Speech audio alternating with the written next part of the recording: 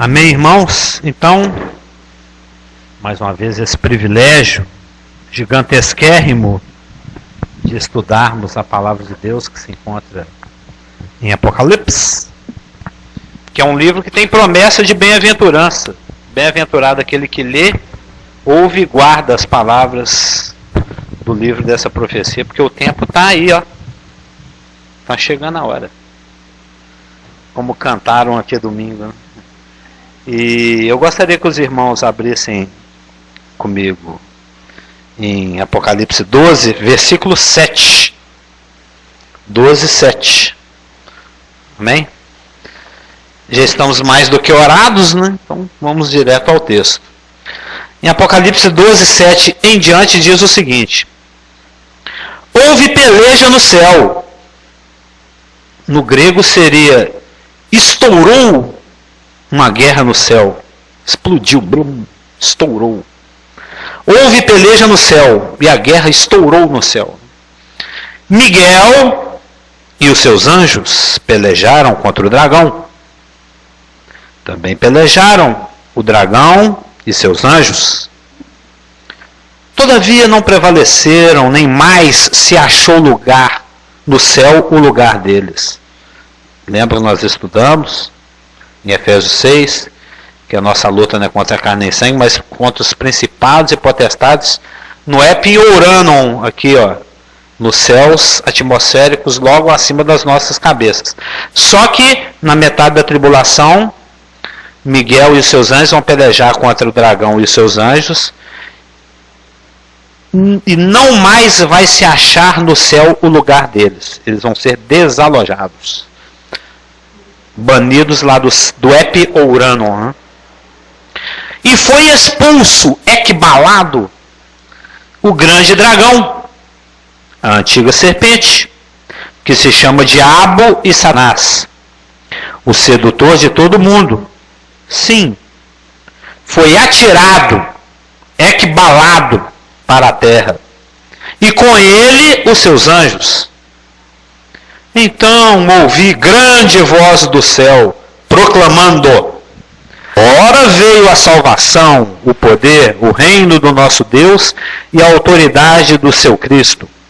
Pois foi expulso o acusador de nossos irmãos, o mesmo que os acusa de dia e noite, diante do nosso Deus. Eles, os acusados, pois o venceram por causa do sangue do Cordeiro e por causa da palavra do testemunho que deram. E, mesmo em face da morte, não amaram a própria vida. Por isso festejai aos céus, e vós os que nele habitais. O contraste entre os céus e a terra. Os céus em festa, a terra em ai, ai, ai. Né? Por isso festejai aos céus, e vós os que neles habitais. Ai da terra e do mar, pois o diabo desceu até vós, cheio de grande timos, sabendo que pouco tempo lhe resta. Quando, pois, o dragão se viu atirado para a terra, perseguiu a mulher, que nós aprendemos que é Israel, que dera à luz ao filho varão, que nós aprendemos que é Jesus Cristo. E foram dadas à mulher as duas asas da grande águia, para que voasse até o deserto, ao seu lugar. Aí onde é sustentada durante um tempo, tempos e metade de um tempo. 3 anos e meio. 1260 dias, de acordo com 12:6c. 42 meses. Então a serpente arrojou da sua boca, atrás da mulher, que é Israel, a água como um rio. Levantou inimigos, fez propaganda antissemita, levantou as nações, a fim de fazer com que ela fosse arrebatada pelo rio. A terra, porém, socorreu a mulher, e a terra abriu a boca e engoliu o rio que o dragão tinha arrojado de sua boca. Irou-se, de novo, né? Rapaz irritado esse. Irou-se o dragão contra a mulher e foi pelejar com os restantes da sua descendência, os que guardam os mandamentos de Deus e têm o testemunho de Jesus. E se pôs em pé sobre a areia do mar. Então eu vi emergir do mar. Os irmãos sabem, esse é o nosso segundo parêntese. Parêntese é aquele trecho da profecia que não tem necessariamente a ver com a ordem cronológica dos eventos, mas que é dado para trazer um plus, um adicional, uma informação que dá maior entendimento para a narrativa cronológica. E Apocalipse 12, 13 é um parêntese importante, porque é um parêntese que apresenta 7 personagens muito importantes para o entendimento do estudo da escatologia tribulacional. É o parêntese que já nos apresentou a mulher, nos versículos 1 e 2, e que nós aprendemos que é Israel. É um parêntese que também já nos apresentou o segundo personagem, no versículo 3 e 4, que é o dragão, que é aquele que se opõe a Israel, que é aquele que odeia Israel porque odeia Deus, porque Israel é a agência, ou o agente, ou é aquele através do qual ele vai cumprir os seus propósitos. Não somente na história, mas em toda a eternidade. Então, se Satanás tem que neutralizar, ou intenta neutralizar os propósitos e os planos de Deus, ele tem que ir atrás de Israel. Não adianta ele ir atrás dos habitantes de Gana, ou da Nova Zelândia, ou do Brasil, porque o instrumento escolhido por Deus, o homem que ele falou, Abraão, sai da tua terra, da tua parentela, em ti serão benditas todas as famílias da terra, é Israel. Então o dragão odeia Israel, é o segundo personagem. O terceiro personagem é o filho varão regente, que é Jesus Cristo, que é um judeu, e que Satanás tentou de todas as formas impedir que ele nascesse. E não conseguiu. É o nosso terceiro personagem. Nós vimos também um quarto personagem na semana passada, que é Miguel. E hoje nós vamos ver o nosso quinto personagem, que é o restante da descendência da mulher, que é o remanescente judaico tribulacional.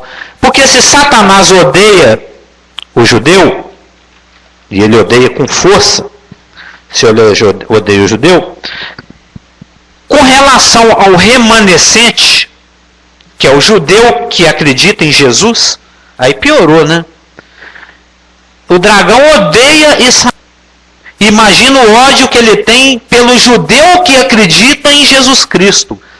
Aí é um antagonismo duplo.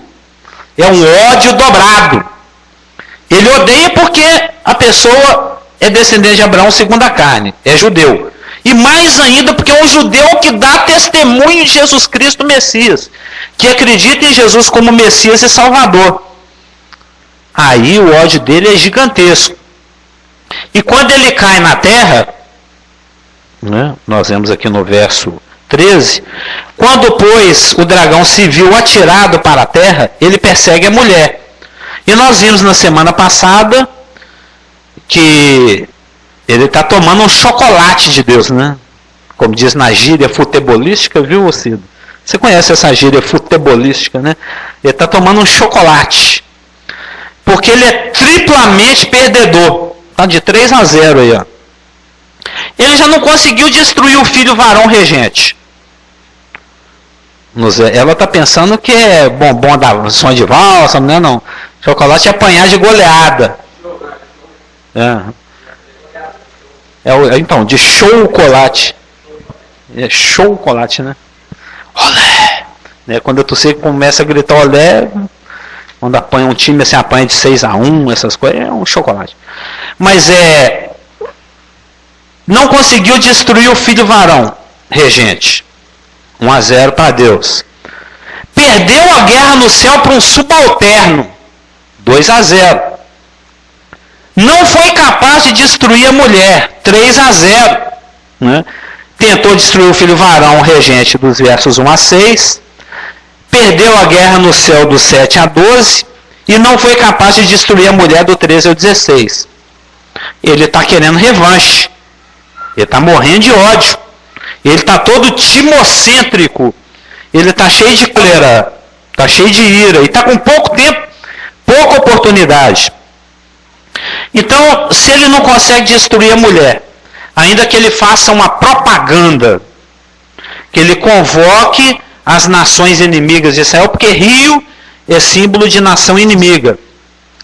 Água que jorra da boca é propaganda. Se ele convoca antissemiticamente as nações inimigas de Israel para destruir Israel como nação e não consegue, então ele vai atrás do restante da sua descendência. Ou seja, se Deus dá asas de grande águia, né, usa pessoas piedosas, que é a terra socorre a mulher. Terra também é símbolo de piedade, é símbolo de pessoa que teme a Deus.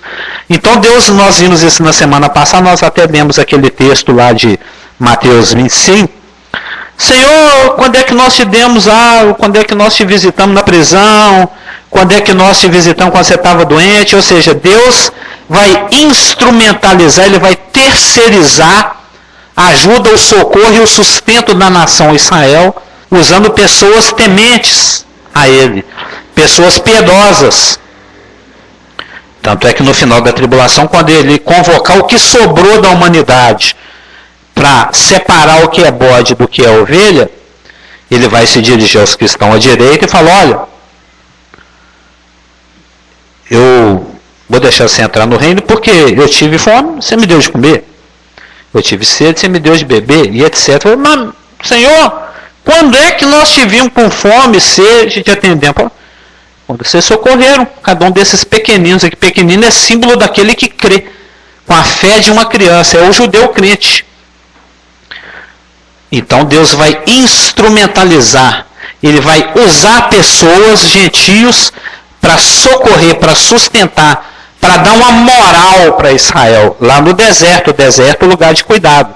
É isso que significa a terra abrir a boca para engolir, para neutralizar a propaganda negativa e antissemita que Satanás vai fazer no planeta inteiro, objetivando matar os judeus e acabar com Israel como nação.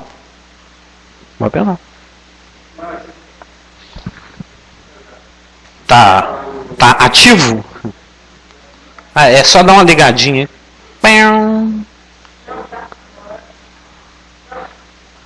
Mas pode. Tá gravando a pergunta? A pergunta? Acho. Som. Aê. É porque eu tenho que ouvir minha voz. Agora eu te ouvi, Tiliti. Tem que vir o retorno, né? Não, o que você está falando é essa turma aí que vai ajudar os judeus, né? Sim. O remanescente, que são chamados de pequeninos, né, por Jesus. Essa turma aí que vai socorrer eles, obviamente, né, supõe-se que são pessoas que vão crer no Evangelho, né? Sim, com certeza. E aí elas são salvas.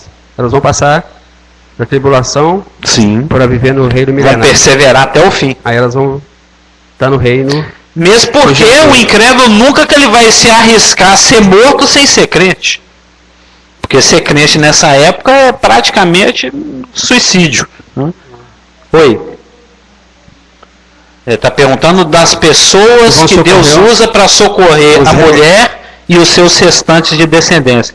Que são aqueles de Mateus 25. Não, ainda.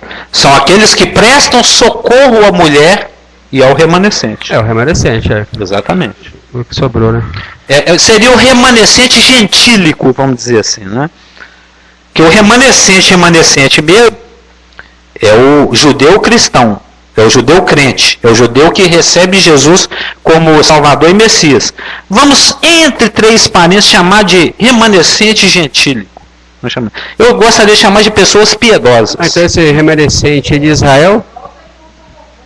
Exatamente. Entre aspas, o remanescente gentílico socorre os israelitas.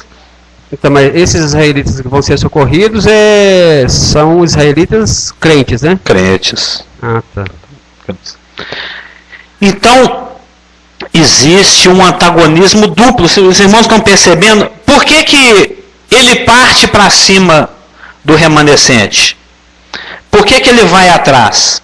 Observa o verso 17. Irou-se o dragão contra a mulher e foi pelejar com os restantes da sua descendência, os que guardam os mandamentos de Deus e têm o testemunho de Jesus. É algo público. Nação como Israel, nacionalmente, está sendo escondida por Deus. Está sendo levada para o deserto. Está recebendo asas de grande águia. Deus, sobrenaturalmente, está usando de inúmeras formas para preservar Israel como nação. Mas aquele que faz parte do remanescente, a fé dele é uma coisa pública. Ele tem a cara de pau entrar, de testemunhar de Jesus em plena tribulação, sendo que a besta odeia a Jesus Cristo, odeia com todas as suas. Nós vamos estudar no versículo 13:1, que sobre as cabeças ele tem nomes de blasfêmia. Blasfêmia no original grego significa difamar, falar mal. Quando eu falo mal do Carlos Augusto pelas costas dele, eu estou blasfemando contra o Carlos Augusto. Eu estou detonando a pessoa dele. Eu estou criando na mente das pessoas com as quais eu falo uma imagem distorcida daquilo que ele realmente é. Por algum motivo, eu não gosto da cara daquele cara. Detesto taxista. Não gosto de taxista. Aí eu falo mal dele. Eu fico inventando ou pegando partes de verdade e criando mentiras e difamando a pessoa dele. Observa que no verso 13, que a besta, que tem 10 chifres, 7 cabeças, sobre os chifres 10 diademas, e sobre as cabeças nomes de blasfêmia, ele no verso 5, 13:5, ele abre a boca para proferir arrogâncias e blasfêmias. E no verso 6, ele abre a boca em blasfêmias contra Deus, para lhe difamar o nome e difamar o tabernáculo, ou seja, aqueles que prestam serviço a Deus. Ou seja, ele vai ser um rapaz, o anticristo, a besta, que odeia Deus, porque ele está cheio do dragão, cheio de Satanás, e Satanás odeia Deus. Ele odeia Jesus Cristo e ele odeia todos aqueles que falam esse nome. É proibido falar de Jesus na tribulação. Pena de morte. Mesmo assim, eles vão guardar os mandamentos e guardar o testemunho de Jesus. E, inclusive, tem uma recomendação no 13:10. Esse versículo é para o remanescente ler lá na tribulação. Ó. Tem gente que vai ler esse versículo na tribulação. E aí, o anticristo, o líder do planeta, está me perseguindo. O que eu faço? Eu revido? Ele vai vir com a espada para cortar meu pescoço. O que eu faço? Eu tenho direito a me defender? Não. Põe a cabeça na guilhotina e deixa descer a faca. Não resista. Se você foi pego, morto será. Se alguém leva para cativeiro, é uma recomendação do Espírito Santo para aquele que guarda o mandamento e o testemunho de Jesus na tribulação. Se alguém leva para cativeiro vai. Se alguém matar a espada, necessário é que seja morta a espada. Aqui está a perseverança e fidelidade dos santos. Ou seja, você tem que crer. Ou Jesus te liberta, te dá livramento. Se não der, no problem. Eu te ressuscito daqui a poucos anos, no final da tribulação, e você entra dentro do milênio do mesmo jeito, você não vai ter. Só porque você vai morrer fisicamente? Só por isso. Só. Tanto é que em Apocalipse 24, já no final da tribulação, quando Jesus chega, vi também tronos, 24, e nestes sentaram-se aqueles aos quais foi dada a autoridade de julgar. Vi ainda as almas dos decapitados, eles vão ser decapitados, o anticristo ele vai ressuscitar a guilhotina francesa, aquela que era usada lá no século XVIII, pelos revolucionários franceses. Liberté, égalité, fraternité, lembra lá? Vocês já estudaram Revolução Francesa? Mas degolaram muita gente, decapitaram. Tinha um tal de Robespierre, né? Mas esse rapaz, ele matou tanta gente. Eu não me esqueço. Em 1977 eu estava lá na escola técnica, antigamente chamava não, hoje chama Cefet, antigamente chamava escola técnica. Eu me lembro do meu professor de história, o Bené, era um moreno assim, eu lembro o Carlos Augusto, um moreno meio barrigudinho assim, sentado assim em cima da mesa, dando aula de Revolução Francesa. Esse Robespierre, ele decapitou tanta gente, ele matou tanta gente decapitada, que teve um dia os conselheiros dele falaram, quem que nós vamos matar hoje? Eu falava, vou matar o fulano. Não gosto de taxista, vou matar os taxistas. Aí ia decapitar. Isso é uma colocação, uma aplicação, viu, gente? Eu amo os taxistas. Eles nos socorrem nos bons e maus momentos. Isso é só uma ilustração. Porque nós temos um taxista amado aqui, que vai ganhar uma plaquinha agora de setembro para outubro, em nome de Jesus. Estava lá o conselho dos franceses se uniram, o que nós vamos decapitar hoje? Aí a turma parou, pensou, não lembro do Bené ensinando isso. Vamos matar o Robespierre, vamos aí decapitar ele. O rapaz que mandava decapitar todo mundo, um dia falaram, vamos decapitar ele hoje? Vamos matar ele também. Então, via as almas dos decapitados por causa do testemunho de Jesus. Por que você vai ser decapitado? É porque ele crê em Jesus. Por causa do testemunho de Jesus, bem como por causa da palavra de Deus, tantos quantos não adoraram a besta. Nós vamos estudar daqui algumas poucas semanas, Daniel 3, Nabucodonosor, entusiasmado com o sonho dele da estátua, né? Eu sou a cabeça de ouro. Aí ele manda levantar uma estátua eu anotei as medidas aqui, se não me engano, 27 metros de altura, que são 9 andares. Imagina, de ouro. Olha o tanto de ouro que gastou. Uma estátua de 9 andares de altura. 9 andares. É bastante ouro, né não? Quer ver? A estátua que o Nabucodonosor mandou levantar, ela tinha 27 metros de altura. Eu não anotei aqui. Quer ver? Se eu olhar aqui, eu sei as medidas. Os conselheiros levantaram, chegaram, homens acusaram, etc. Se não me engano, é 27 metros de altura por 3 de largura. Como é que é? Pois é, um Cristo Redentor de ouro, simbolizando ele. Imagina a imagem, na hora que toca os 6 instrumentos, quando ouvidos o som da trombeta, do pífaro, da cítara, da harpa, do saltério e da gaita de foles, 6 instrumentos tocando simultaneamente, todo mundo se prostra, abaixa e adora. Aí o planeta, que nós vamos ver que isso aqui tem muito a ver com a tribulação. Apocalipse 13, com Daniel 3, tem tudo a ver. Nabucodonosor é tipo do anticristo, a besta. A estátua do Nabucodonosor é tipo da estátua do anticristo que vai ser colocada dentro do Kadosh Kadoshem, que é o Santo dos Santos. A perseguição aos 3 rapazes, Sadraque, Mesaque e Abednego, é típica da perseguição a Israel e o seu remanescente. E o livramento deles é típico do livramento de Israel. Nós vamos ver isso daqui a umas 2 semanas. Imagina o contraste, o planeta dobrado diante do arco de 27 metros do Nabucodonosor, ao toque dos 6 instrumentos musicais. Mas subir 6 instrumentos musicais. Aí todo mundo abaixa. E 3 rapazinhos em pé. Deve ter sido que a Babilônia é igual a Brasília. Você teve em Brasília, lá não é muita montanha? Montanha para tudo quanto é lado? É plano. É a planície de ser lugar plano. Então, multidão, milhões de pessoas. Todo mundo prostrado, igual o muçulmano faz. Dá aquela deitada no chão e 3 rapazinhos em pé. Deixou na boca do nosso nervoso. 6 milhões de pessoas, 60 milhões de pessoas prostradas, não me interessa. Tem 3 que não prostrou. É isso que vai irritar o anticristo.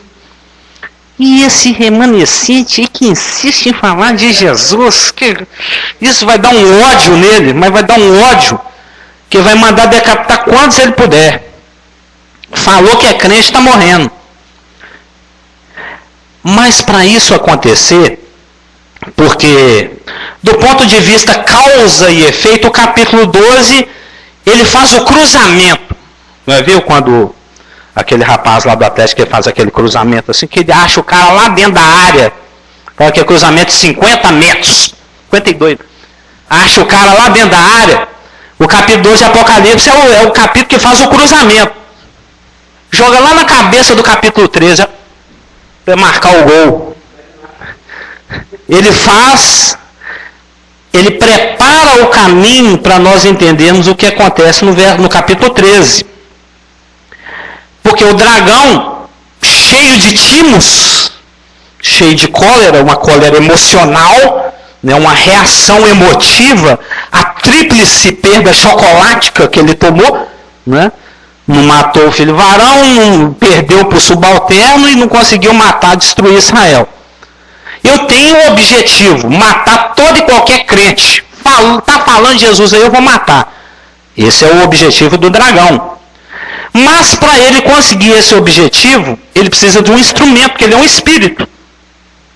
Então, quando ele se vê, para cumprir o objetivo do verso 17, irou-se o dragão contra a mulher e foi pelejar, fazer polemos, fazer guerra contra o remanescente judaico tribulacional. Ele precisa de um instrumento. Aí o que ele faz? Assim que ele se vê jogado, lançado sobre a terra, ele se põe em pé sobre a areia do mar. Verso 18. Lembra que eu dei uma antecipação disso lá na casa do pastor Geraldo, que eu falei do Maradona, quando ele põe o pé na bola, que dá aquela filmada assim no campo, deixa eu ver como é que eu vou fazer aqui para marcar esse gol. Aquele jogo lá vocês não lembram, né? Contra a Inglaterra na Copa de 86, você era mais ou menos menino, você lembra, né? Essa turma mais nova aí que não lembra. Essa Copa foi legal.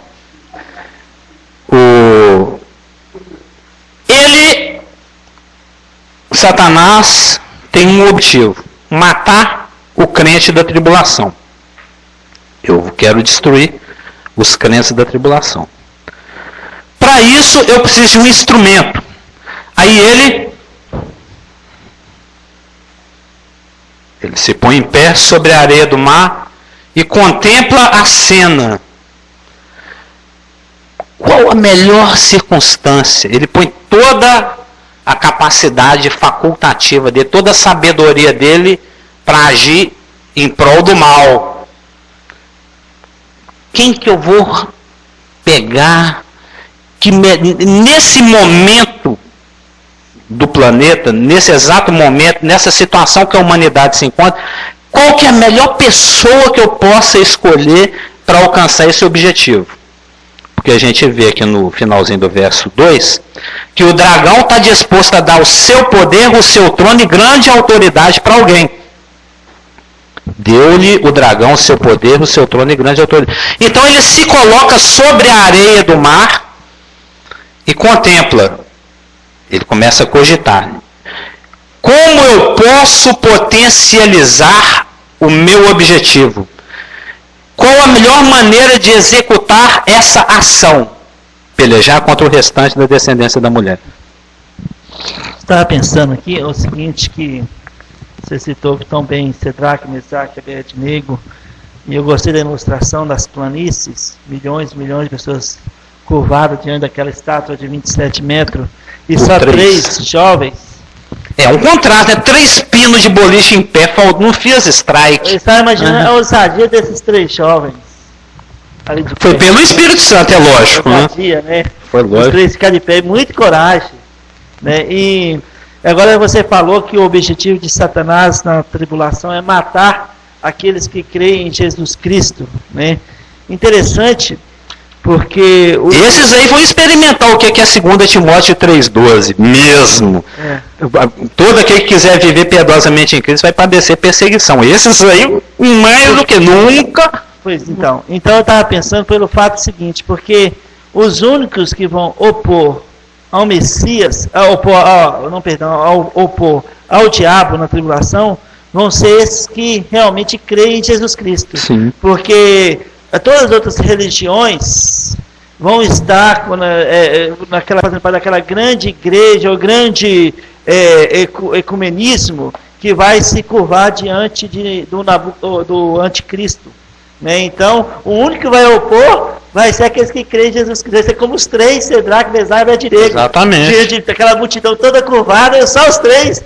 Com a sua O resto está fascinado. Quem é semelhante à besta?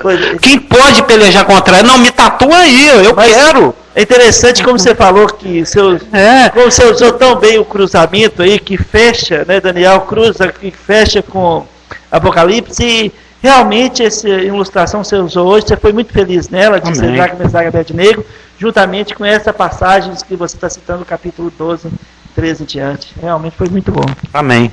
E nós vamos ver em mais detalhe quando a gente vem em Daniel. Por isso está sendo muito bom tá estudando aqui nas quartas Apocalipse. Foi uma ideia que o pastor teve, e no domingo, Daniel. Ele levantou 3 segundos antes. Oi? O Modex. Tá modo dizer. Me modexei aí. Sim. Eu sei. Exatamente porque não tem que eu falei. Apocalipse 24, na realidade não é nem no 24, eu citei errado, é Apocalipse 23. 23:1. Né, que faça sua parte que eu te ajudarei, 1000 passará, 2000 não chegará, e aí por aí. Aqueles versículos mais conhecidos da Bíblia, viu, citar em Apocalipse 23, que ela está até ali procurando. É porque termina no 22. Então, os irmãos estão percebendo, Satanás está irado, tomou um chocolate, um tríplice perdedor. Já que eu não consigo destruir Israel, já que eu não posso matar todos os judeus, pelo menos os judeus crentes eu vou matar. Já que eu não posso matar todos os judeus, porque Deus deu asa de águia, levou para o deserto, protegeu a terra, engoliu o rio. Então o judeu crente eu vou, porque esse é bandeiroso. Esse está em público, está gritando. Vai lá para a Praça 7 lá. Vai dar 111 aqui, gente. O crente é cara de pau, e tem que ser mesmo. Crente é cara de pau. Crente tem que ser cara de pau mesmo.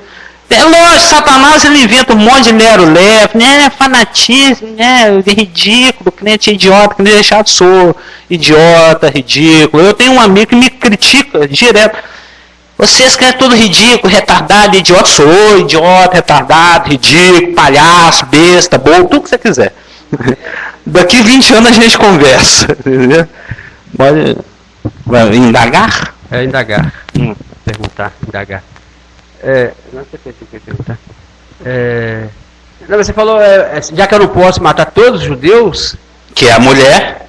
Pelo menos eu vou matar o remanescente. Os judeus crentes, que é o remanescente. Mas na quebra lá do pacto, né, que é na segunda metade, né, da semana? Sim. Que vai ocorrer que nós estamos exatamente... O versículo 12, 18 para 13:1 é exatamente a transição da primeira para a segunda metade. Está aqui na minha Bíblia, que é 12 e 18. É que tem dois tipos de divisão mesmo. Não, mas tem, aqui no meu tem. Aqui, né? É que tem versões que tem 12 e 18 e tem versões que não tem. Tem gente que... você sabe que essa divisão aqui não é inspirada, né? Estes títulozinhos pretos, essas coisas, isso aqui nada é inspirado. Inspirado é o texto hebraico, e grego e aramaico. Mas pode fazer a sua pergunta. Então, mas você falou assim, você está falando que o dragão, né? Já que você falou aí, já que eu não posso matar todos os judeus, eu vou matar pelo menos esses crentes aqui, judeus crentes, né? Exatamente. Mas quando ocorrer a quebra do pacto na segunda, ali na metade da 70ª semana? Sim. Né, vai ocorrer a quebra do pacto. Dali que o anticristo realmente vai vir com fúria, né, em cima dos judeus, né? É o instrumento que Satanás, o dragão, vai usar. Mas em cima de qual judeus? Dos judeus tanto faz crente como não crentes, ou falou que é judeu, ele está matando? Não, falou que é judeu e está matando. Não, porque quando você falou assim, já que eu não posso matar todos os judeus... Todos os judeus, mas vai matar muitos. Porque quando nós, daqui 200 semanas, quando a gente estiver lá em Daniel 11, fala que muitos da nação de Israel, que a palavra em Daniel 11:32 chama de violadores, os que são lisonjeados, né? Quando nós estivermos estudando Daniel 11, está daqui 209 semanas e meia, né? Quando a gente quer até chegar, a gente conseguiu Apocalipse 12, nós estamos aqui tem um mês, né? Imagina até chegar em Daniel 11. Nós ficamos 4 semanas em Daniel 1, já tem umas 3 semanas que nós estamos em Daniel 2. Até chegar em Daniel 11, ela está em 2028. Né? Quase que não agora.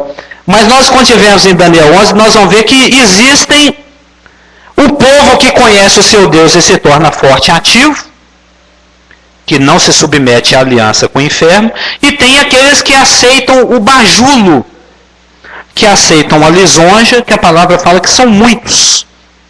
Muitos do povo de Israel vão se comprometer com o anticristo. Inclusive, ele próprio é um judeu.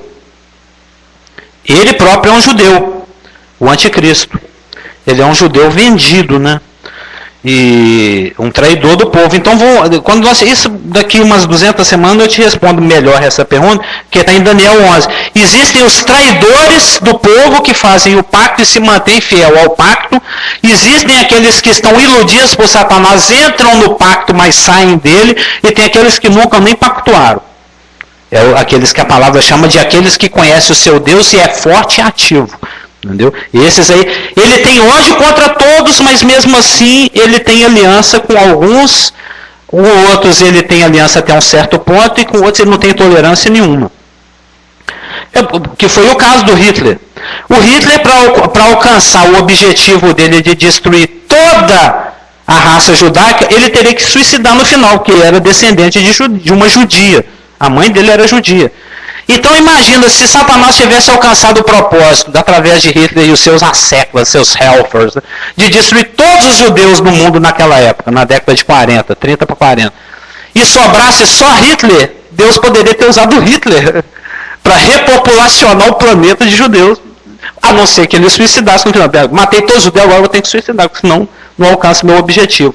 Que seria o caso do anticristo. Se porventura o dragão viesse a conseguir, através do anticristo, destruir todos os judeus do planeta, no final ele teria que matar o próprio instrumento dele, que é a besta, porque ele também é um judeu. Porque ele se põe em pé sobre a areia do mar. O mar, de acordo com Isaías 17:20, Daniel 7:2, Isaías 17:12-13 e Apocalipse 17:1-5, é a massa, é o povão. São os gentios, lembra? O mar, o ímpio, não tem paz. Ele é como o mar que lança de si lama e lodo. Lembra desse versículo de Isaías? Ou seja, quando o dragão se põe em pé sobre a areia do mar, a areia faz referência aos judeus. Lembra? Brown, fazer da sua descendência, ó, um montão de gente. Igual essa turma de estrela que você está vendo, é igual essa turma de grão que está aí na areia, aí, ó, no deserto que você está pisando. A areia é símbolo do judeu segundo a carne, e mar é símbolo do gentio. Então, quando o dragão,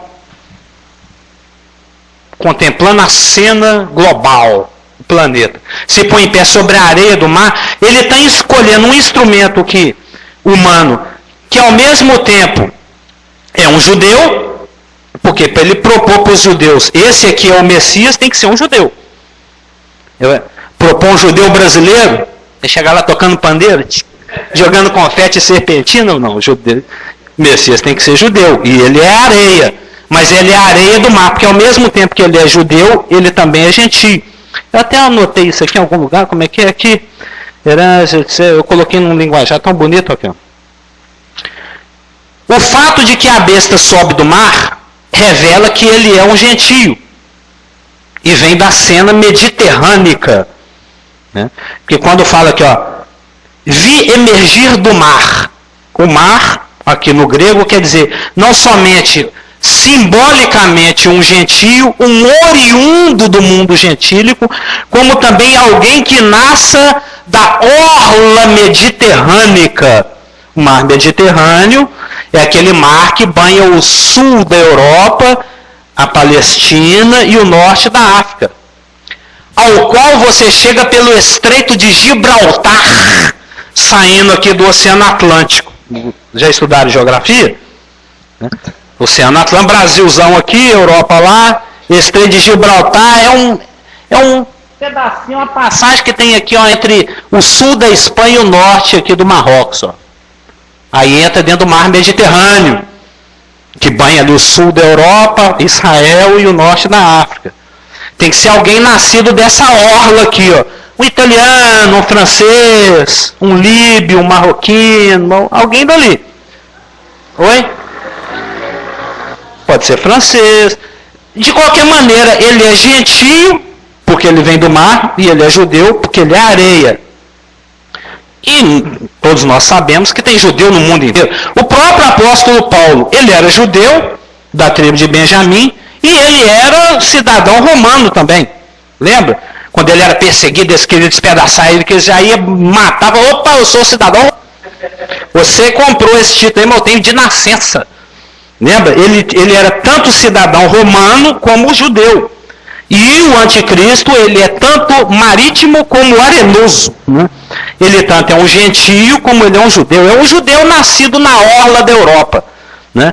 Porque Daniel 9, 26, fala que o povo de um príncipe que há de vir destruirá a cidade e o santuário. Qual o povo que, de acordo com a profecia de Daniel 9, 26, que nós vamos esperar daqui umas 150 semanas, que 290 para chegar em Daniel 11, então daqui 150 semanas, quando nós estivermos estudando de novo em Casa Augusto, de novo você vai estudar, e eu vou usar aquelas apostilas do Instituto que eu peguei emprestado com Clésia e Cherokee, aquelas apostilinhas lá de 1984, você lembra delas? Você deve ter elas até hoje, né? Pois é, nós vamos ressuscitá-la. E já que ele está tudo tão mastigado, por que eu vou fazer de novo? Né? Se eu fiz em 90 e 84, eu vou fazer de novo. Em Daniel 9, 26, que o povo de um príncipe que há de vir destruirá a cidade e o santuário. E o povo que destruiu a cidade e o santuário no ano 70, agora 1942 anos atrás, foi o povo romano. Então o príncipe que há de vir, que é a besta, que é o anticristo, que é o cravinho, ele tem que ser um romano.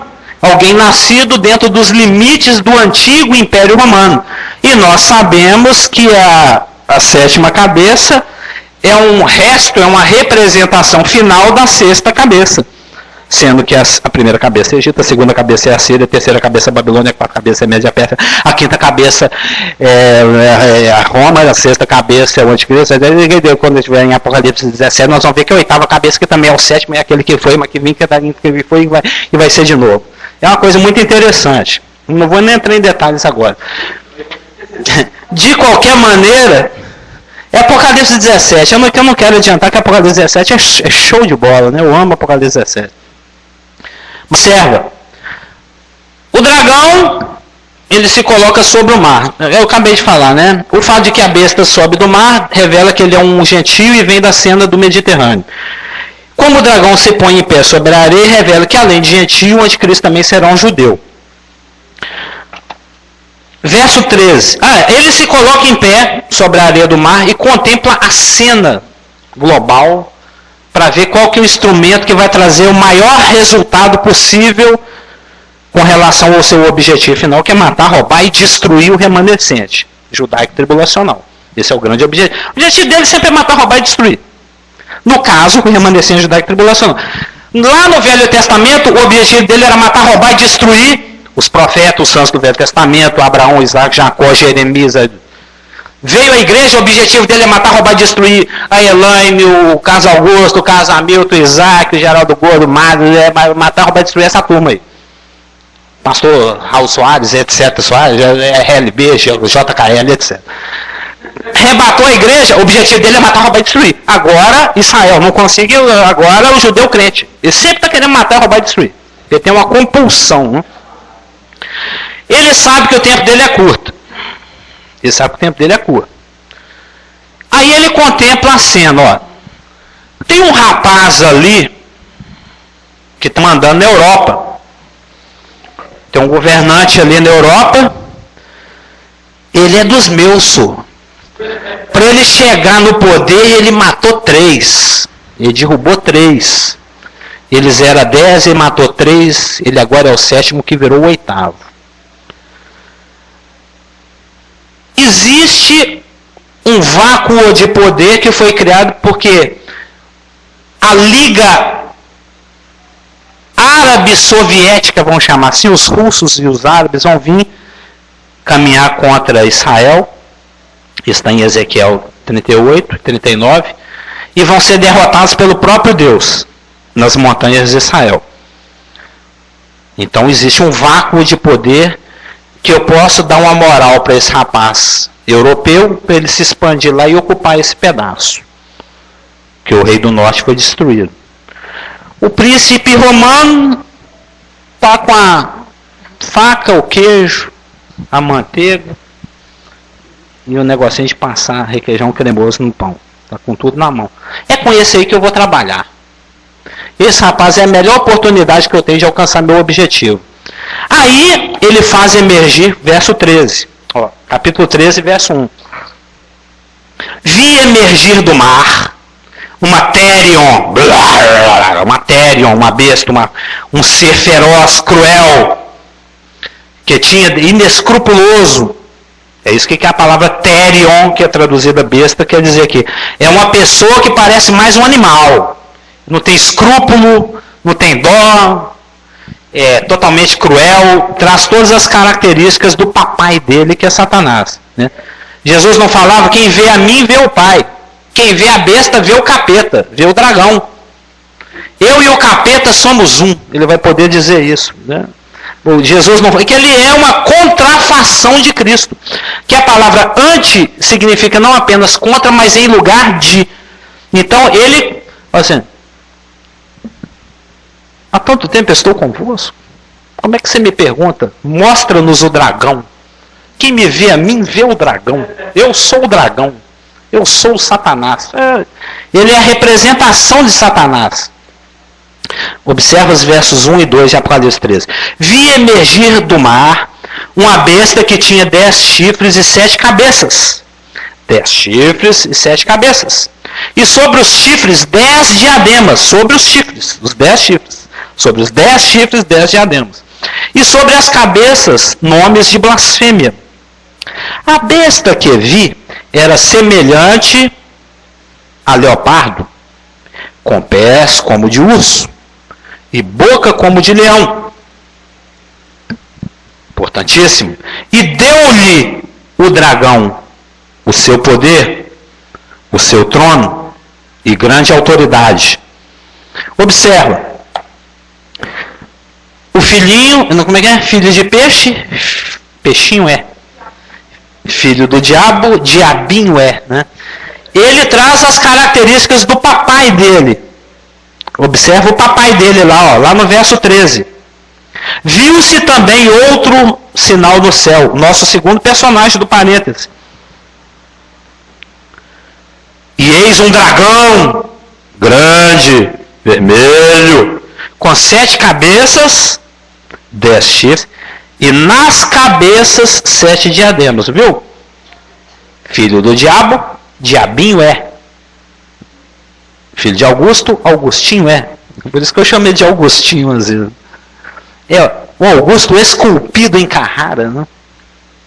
E ele traz as características do pai dele, daquele que lhe dá poder, trono e autoridade. A besta tem 7 cabeças, ó, irmãs, canetas apóstolos. A besta tem 7 cabeças porque o dragão lhe dá o seu poder. Observe, o dragão dá poder, trono e grande autoridade. Se o dragão, que é o diabo, dá poder, trono e grande autoridade, então ele vai ter poder, trono e grande autoridade. A besta tem 7 cabeças porque o dragão lhe dá o seu poder que o dragão tem exercido ao longo dos milênios, como 7 fases sucessivas do governo político.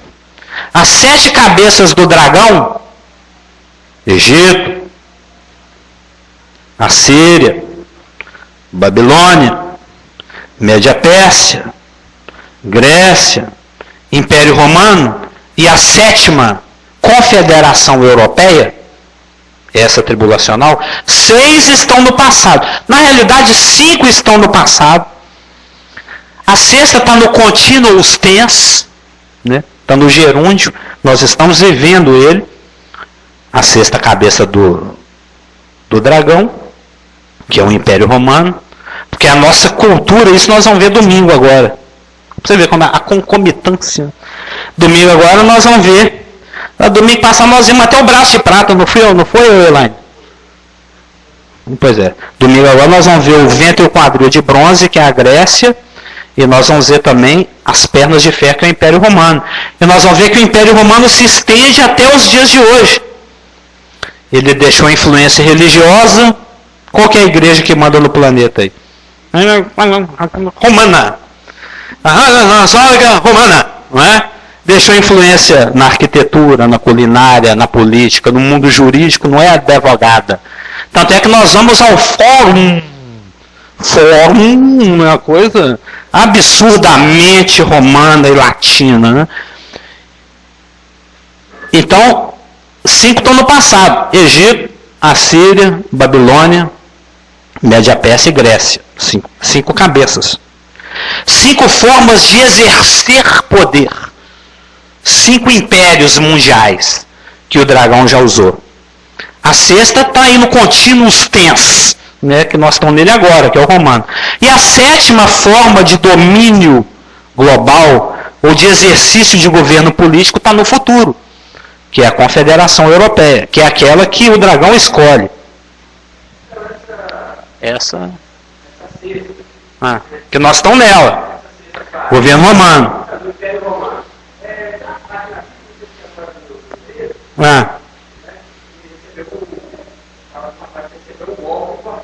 Isso vai ser domingo, quarta que vem. É o verso 3, que nós não vamos chegar nele hoje.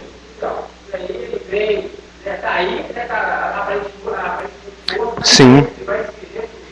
Sim, sim. O que o irmão está comentando ali é que o Império Romano aparentemente, né, não é aparentemente, é porque a profecia escatológica, ela tem, como é que eu diria, uma multiplicidade de cumprimentos. Entendeu? Ela tem os cumprimentos imediatos, os cumprimentos extensivos e os cumprimentos finais. Você já dando antecipada de quarta que vem. Uma das cabeças como que ferir. Lembra, porque o Nabucodonosor, ele é a cabeça de ouro, mas ao mesmo tempo o Império Babilônico é que é a cabeça de ouro. Lembra, a gente comentou? O monte, o rei, o reino, o rei, o império, aquele que dá, né? O governo Bush, né? O governo Dilma. O governo tem a cara daquela que o lidera. Se é a Dilma, é o governo Dilma e tudo aquilo que o governo como um todo faz. Seus prefeitos, ministros, deputados, senadores. Então, o Império Romano, golpeado de morte, meio que já morreu, mas vai voltar. Mas ao mesmo tempo também está falando da pessoa, que é o anticristo. Fala-se do império, fala-se do sistema, mas fala-se do indivíduo. Isso nós vamos ver na quarta que vem. Então a besta tem 7 cabeças, porque o dragão está concedendo o poder dele para a besta. Todo o poder que eu andei exercendo aí ao longo dos milênios. Através do Egito, através da Síria, através da Babilônia. O poder que eu, dragão, diabo, Satanás, a antiga serpente, exerci através da Média Pérsia, da Grécia, de Roma. Eu estou te dando. Por isso que ele também tem 7 cabeças. Mas antes de 7 cabeças, porque o dragão tem 7 cabeças e 10 chifres, mas ele tem 10 chifres e 7 cabeças. Porque, baseado no poder que Satanás, o dragão, concede, que são as 7 cabeças, é que ele estabelece o trono dele. Então a besta tem 10 chifres, porque o dragão lhe dá o seu trono. Trono este que exercita o poder no momento tribulacional, através da Confederação Europeia. Estão observando? A besta tem 7 cabeças porque o dragão lhe deu o seu poder. A besta tem 10 chifres porque o dragão lhe deu o seu trono. E eles estão diademados, vamos chamar assim, né? Estefanados com Stefanos. Stefano estava até adiantando para as meninas, para a Elaine ali. E essa coisa eu escrevi hoje na Praça 7 ali. Sentadinho na Praça 7. O patrão me dispensou às 5 horas da tarde, fui para a Praça 7, porque ela senta. Lá pertinho de onde a gente faz mime, quando você se escreve 111, de onde os irmãos da Lagoinha, né, ligam o sonzão. Estava lá fazendo o estudo. Diadema é símbolo de autoridade governamental efetiva. Diadema é símbolo de autoridade governamental efetiva. Sucesso. Sucesso. Ou melhor dizendo, que é a definição que eu gosto mais, diadema é símbolo de operacionalização exitosa. Gostou dessa? Operacionalização exitosa. Ou seja, você fazer as coisas e ser bem sucedido naquilo que faz. Viu, Natan? Operacionalização exitosa é fazer e fazer bem feito e fazer até o final e fazer efetivamente, exitosamente. Por isso que as 10 diademas, os 10 chifres estão diademados, estefanados, coroados de diadema. Porque através dos 10 reinos sobre os quais a besta tem exercício de poder, é que ele consegue os objetivos dele. E nas cabeças tem nomes de blasfêmia, porque a besta vai usar o poder que o dragão concede para fazer oposição a Cristo. É o objetivo final, evidentemente. O verso 2 diz que a besta que vi era semelhante a leopardo, com pés como de urso e boca como de leão. Ó, ela parece com leopardo. O governo da Confederação Europeia se parece com o governo grego, que é o leopardo. Mas ele se apoia na base que o governo medo-persa se apoiava. E tem a característica visível do governo babilônico. Traduzindo, a besta é descrita como, 3 pontos, semelhante ao leopardo, só para revisar. Lembra, quando daqui 290 para o capítulo 11, 150 para o capítulo 9, daqui 87 semanas, quando a gente vê em Daniel 7, nós vamos ver que o Daniel viu emergir do mar um leão com 4 asas, etc. A visão dos 4 animais. Ele viu um leão. O Daniel está lá no passado, antes das coisas acontecer. Então ele vê um leão, um urso, um leopardo e uma besta terrível. Um leão, Império Babilônico. Um urso, Império Medo-Persa. Um leopardo, Império Grego. Um bicho terrível, Império Romano. Um leão, cabeça de ouro, Babilônia. Um urso, Império Medo-Persa, braço de prata. Um leopardo, Império de bronze, grego.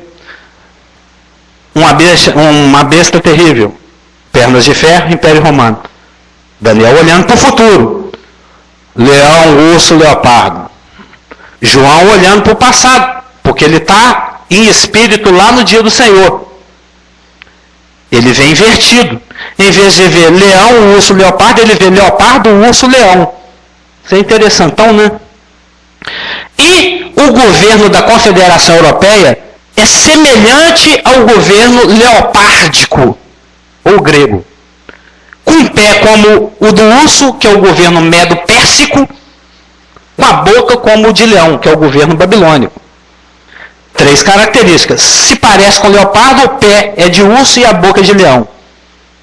Por quê? Porque o governo grego, o governo medo-persa e o governo babilônico emprestam as suas características para esse império que a besta estabelece. E isso foi profeticamente dito em Daniel 7,12. Lá em Daniel 7,12, diz o seguinte, que é onde tem a visão dos 4 animais, ó.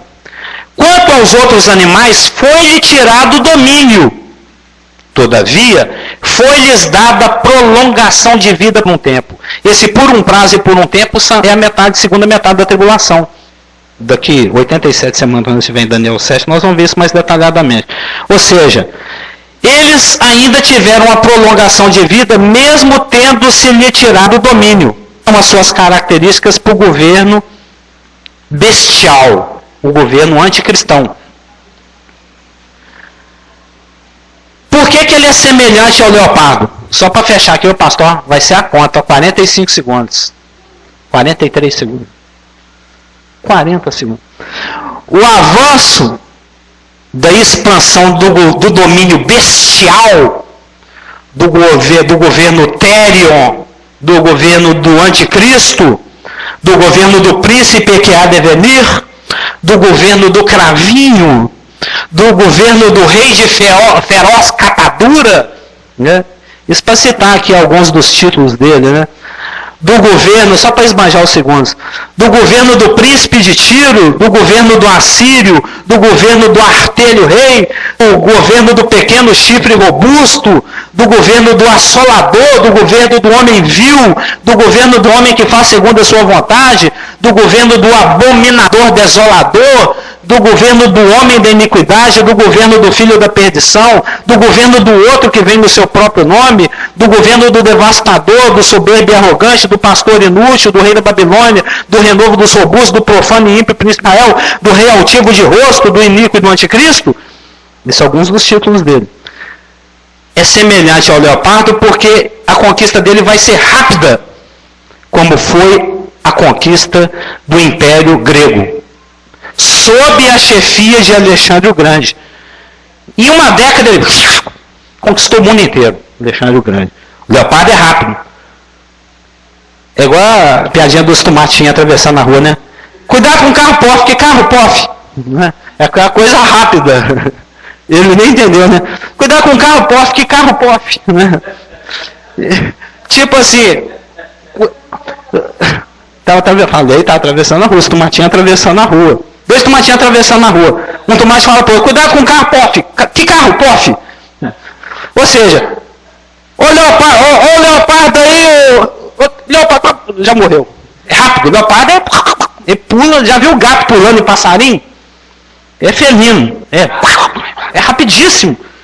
Uma expansão de domínio rápida, semelhante ao leopardo. Mas que se apoia na força, apoiar, pé, né? Se você não está plantando bananeira, você se apoia sobre o pé, né?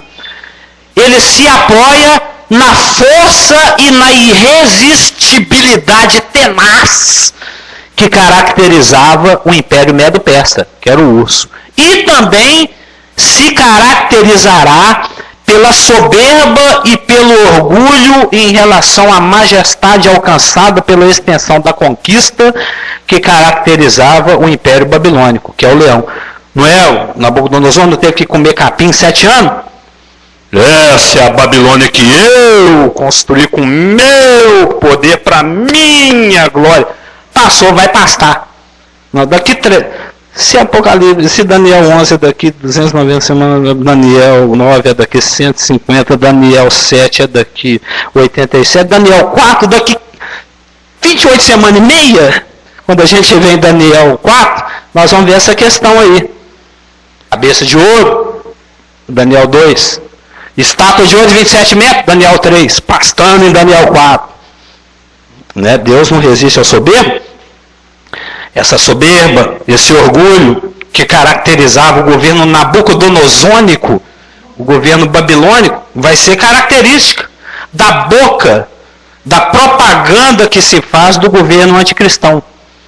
Esse governo do anticristo tribulacional vai se caracterizar pela manifestação da autopropaganda, da autoglorificação.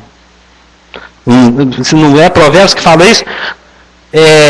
Não seja o teu próprio lábio, os teus próprios lábios que te bendigam, mas os de outrem.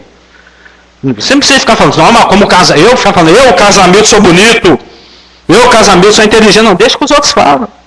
Todo mundo vai reparar mesmo. Então, outros lábios que o digam, não o meu próprio. Né? Porque eu vou ficar espalhando por aí que eu sou lindo e inteligente, todo mundo já sabe. E a besta vai ter essa característica. O governo da besta vai ter essa característica. Essa característica bocoleonínica de autoglorificação,